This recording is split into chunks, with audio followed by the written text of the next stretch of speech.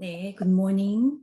오늘도 하나님의 귀하신 은혜가 우리 모두와 함께 하시기를 소망합니다. 오늘 본문 전도서 4장 1절에서 6절의 말씀을 봉독하겠습니다.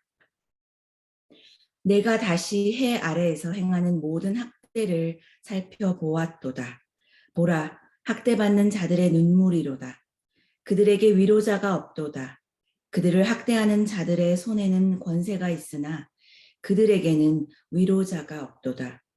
그러므로 나는 아직 살아있는 산 자들보다 죽은 지 오래 죽은 자들을 더 복되다 하였으며 이 둘보다도 아직 출생하지 아니하여 해 아래에서 행하는 악한 일을 보지 못한 자가 더 복되다 하였노라.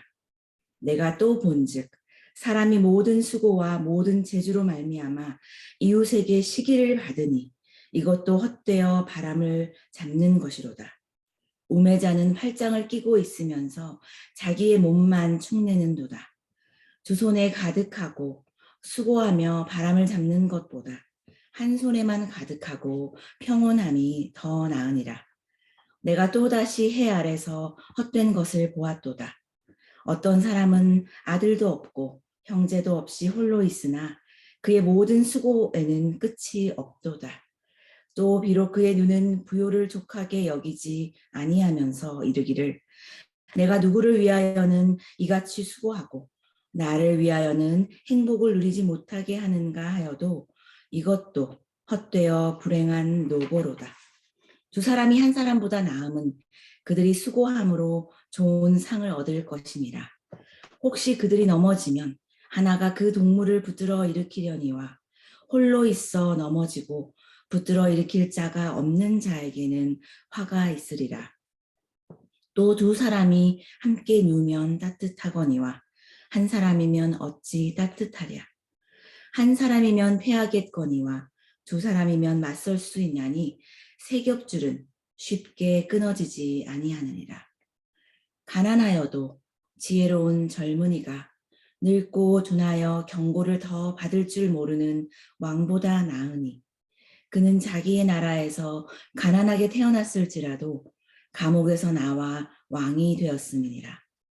내가 본즉 해 아래서 다니는 인생들의 왕의 다음 자리에 있다가 왕을 대신하여 일어난 젊은이와 함께 있고 그의 치리를 받는 모든 백성들이 무수하였을지라도 후에 오는 자들은 그를 기뻐하지 아니하리니 이것도 헛되어 바람을 잡는 것이로다.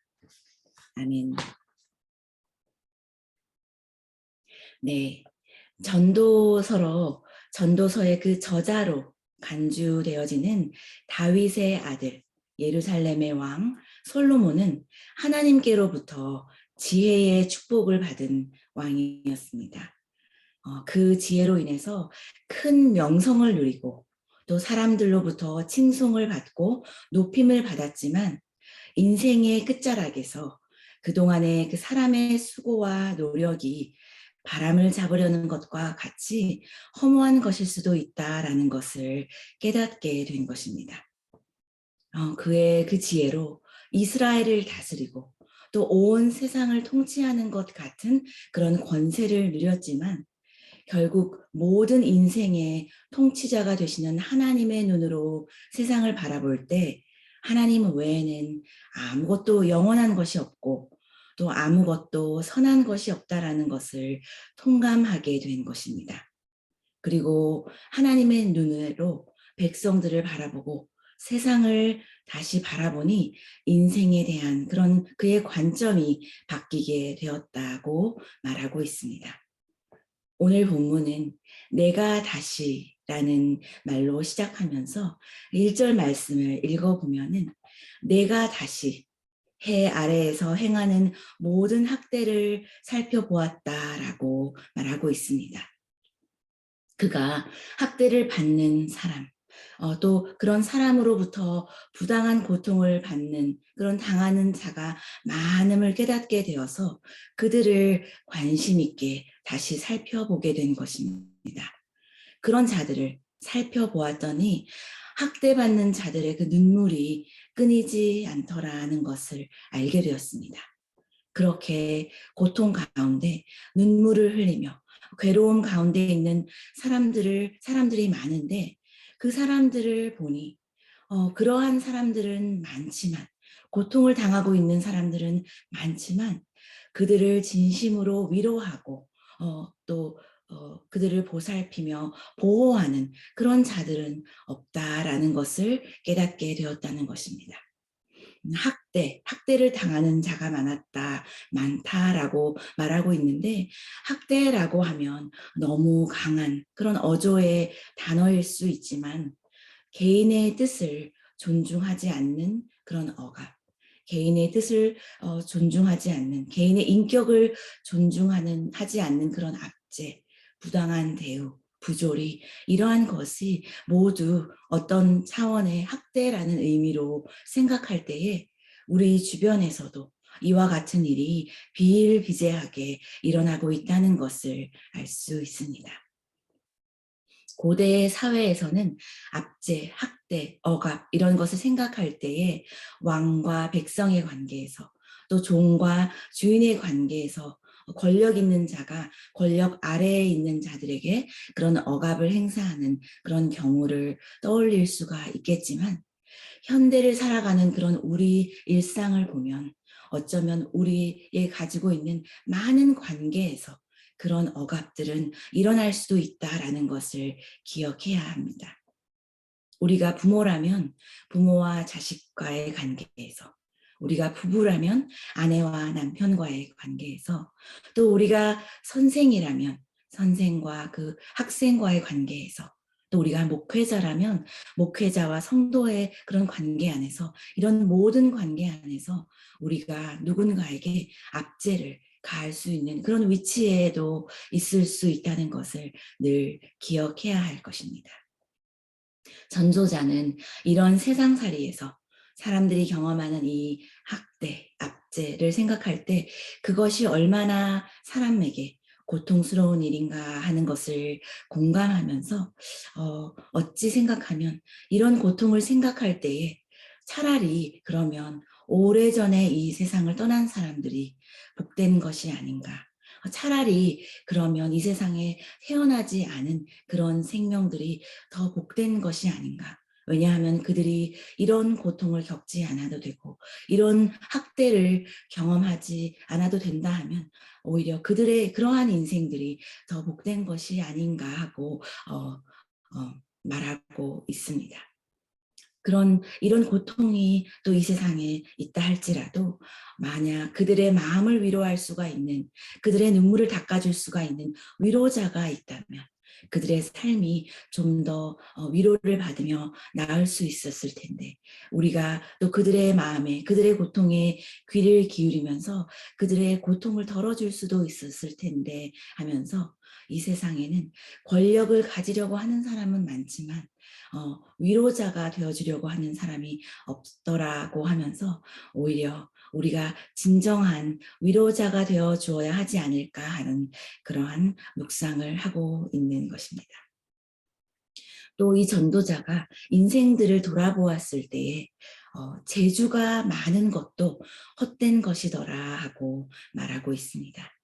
4절 말씀에 모든 수고와 모든 재주로 말미암아 이웃에게도 시기를 받으니 이것이 헛되어 바람을 잡는 것이더라 하고 기록하고 있는데 어찌 보면 우리 인생 가운데서 그리 뛰어난 재주가 필요치 않더라는 것입니다.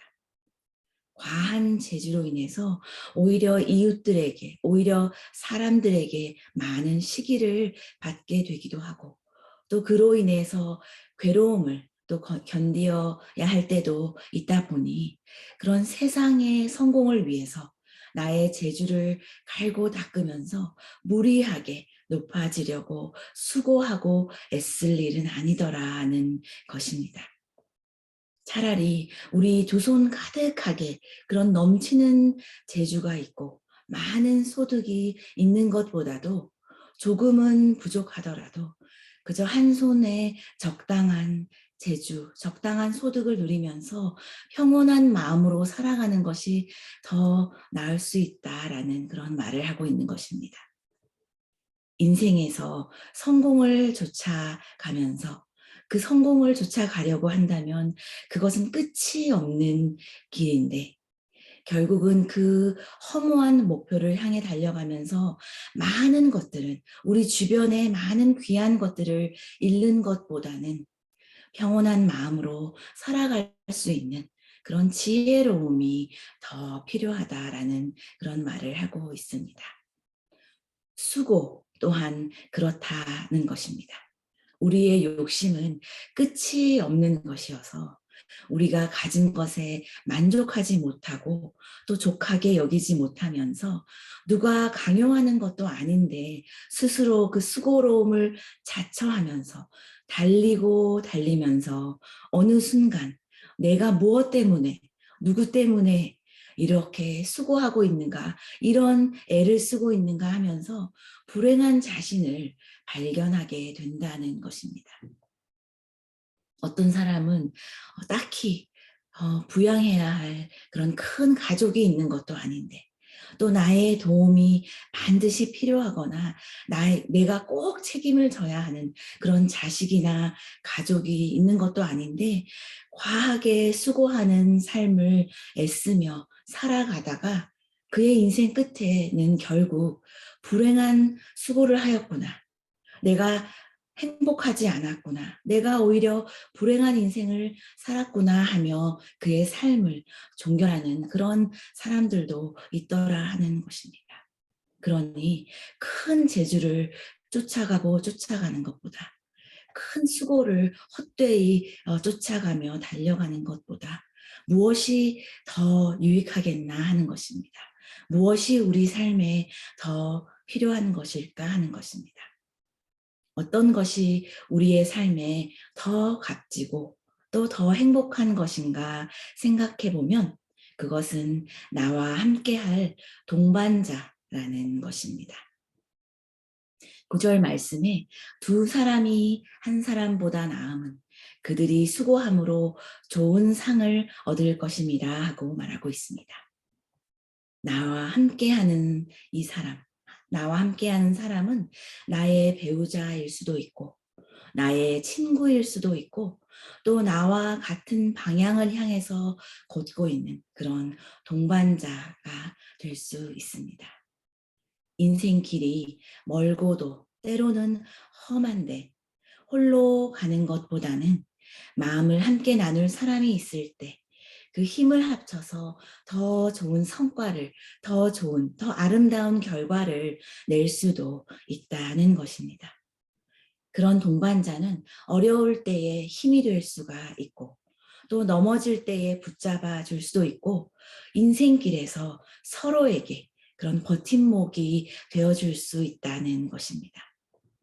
또 그러한 동반자가 많으면 많을수록 세겹줄과 같이 쉽게 끊어지지 않는 그러한 그런 튼튼한 관계 안에서 든든한 인생길을 함께 갈 수 있지 않을까 하면서 서로를 의지하면 또 서로에게 힘이 되어줄 수 있고 또 끊어지지 않는 이 인생길에서 서로에게 진정한 위로가 될 수 있는 그런 동반자들이 될 수 있지 않겠느냐 하고 말하고 있는 것입니다. 또 12절에는 한 사람이면 패하겠거니와 두 사람이면 맞설 수 있나니 세 겹줄은 쉽게 끊어지지 않느니라 하는 그 말씀에서 인생에서 또 어떤 사람과 함께 하느냐 하는 것이 중요하다라는 그런 말을 하고 있는 것 같습니다. 또 내가 어떤 사람과 함께 하느냐, 또 내가 어떤 사람이 되어주느냐가 중요하기 때문에 그래서 우리가 인생을 살아갈 때에 그러한 어떤 사람이 진가를 발휘할 수 있는 사람인가, 어떤 사람이 서로에게 인생에 힘이 되어주는 사람인가 같은 것을 생각해 볼 때에 지혜로운 사람, 지혜로운 사람이 되어주는 것, 지혜로운 사람을 찾는 것일 것이다 라는 그런 생각을 하게 됩니다. 가난하여도 지혜로운 젊은이가 늙고 둔하여 경고를 더 받을 줄 모르는 왕보다 나으리라 하는 말씀을 하고 있습니다. 우리가 사람의 겉모습만을 보고 판단하여 그 겉모습으로 취하여 그 사람이 훌륭한지, 그 사람이 지혜로운 자인지 판단하지 말고, 또 그 사람이 왕이든지 가난한 자이든지 그의 지위나 연소함이나 연로함을 떠나서 참으로 선한 지혜가 그 마음에 있는 자인지 살펴보라는 것입니다. 사람의 인생은 어떻게 바뀔지 아무도 모른다는 것입니다. 사람이 겉으로는 초라하고 또 볼품없는 사람과 같이 보일지 몰라도 나중에는 그 사람이 왕이 될지 아무도 알 수 없는 일이라는 것입니다. 그러니 인생을 함께할 사람은 그의 진가가 그 사람의 마음에 있는 것이지, 그 사람의 그 귀한 지혜에 있는 것이지 겉모습에 있는 것이 아니라는 것입니다. 그러니 우리가 이 세상을 살아갈 때 한 사람이 보다는 두 사람이 낫고, 두 사람보다는 든든한 세 겹줄과 같은 그런 든든한 관계가 낫지만, 그 관계 안에서도 정말 그 진가를 발견할 수 있는, 외모로서가 아니라 겉모양으로서가 아니라 그 마음속에 귀한 지혜를 품고 있는 그러한 사람과 함께 갈 때에 우리의 인생이 더욱더 아름다울 수 있지 않는가 하는 그런 말을 하고 있는 것입니다. 마지막으로 또 이 전도자는, 지혜의 왕은 사람의 칭송도 오래가지 않는다라는 말을 하고 있습니다. 한 나라의 왕이 되어 다스리던, 또 간에 또 더 지혜롭다 하는 새 왕이 나타나서 사람들의 주목을 끌며 또 다스리던, 그 세대가 지나고 나면, 한 세대가 지나고 나면 그들의 영광은 사라지고 없다는 것입니다. 한 세대가 지나면 사람들이 아무리 훌륭한 왕이었다 해도, 아무리 젊고 능력 있는 왕이었다 해도 그들을 기억하지도 않더라는 것입니다. 백성들이 한때는 젊고 지혜로운 왕을 좋아하며 환호했다 할지라도 세월이 흐르면 또 새로운 왕을, 또 자기 눈에 좋은 왕을 찾으려는 일이 반복되고 반복되니, 권력도 순간적인 것이고 또 사람들의 칭송도 순간적인 것이며, 이 또한 바람을 잡는 것 같다고 고백하고 있습니다. 세상에 모든 것들이 변하는 것처럼 백성들의 마음도 늘 변하는 것이니, 결국 영원한 것은 없으며 해 아래에서 내가 붙들고 집착하며 살아야 할 그런 새 것은 없다고 고백하고 있는 것입니다. 오늘 우리가 어떠한 권력을, 어떠한 권세를 가지고 있더라도 이것이 영원한 것이 아님을 깨닫기를 원합니다. 권력과 힘을 가진 그런 관계와 위치에 있더라도 그러할 때에 우리는 더욱 우리의 자신을 살피고 우리의 주변을 돌아보면서 겸손한 지혜자, 또 겸손한 위로자로서의 삶을 살아야 할 것입니다. 또한 현대를 살아가는 우리들은 우리의 그 상처들이 극심한 가난이나 또 어떤 큰 질병에서 오는 것보다는 서로의 관계로 인한 상처들인 것을 알고 있습니다. 그럴 때에 다시 한번 하나님 앞에서 영원한 것은 하나님의 그 진리의 말씀, 또 우리의 하나님 아버지밖에 없다라는 그 사실을 깨달으면서 우리의 주변을 돌아보는 그런 위로자로서의 그 삶을 살아가기를 원합니다. 우리의 이웃에게 진정한 위로자가 되어주고, 또 나와 함께 인생을 살아가는 많은 동반자들을 귀하게 여기면서 살아갈 때에 우리 삶의 수고는 서로에게 큰 힘이 되어주고, 또 우리의 인생은 지혜로운 사람들과 또 위로를 해주고 위로를 받는 그런 사람들과 함께하는 그러한 아름다운 삶이 될 것입니다.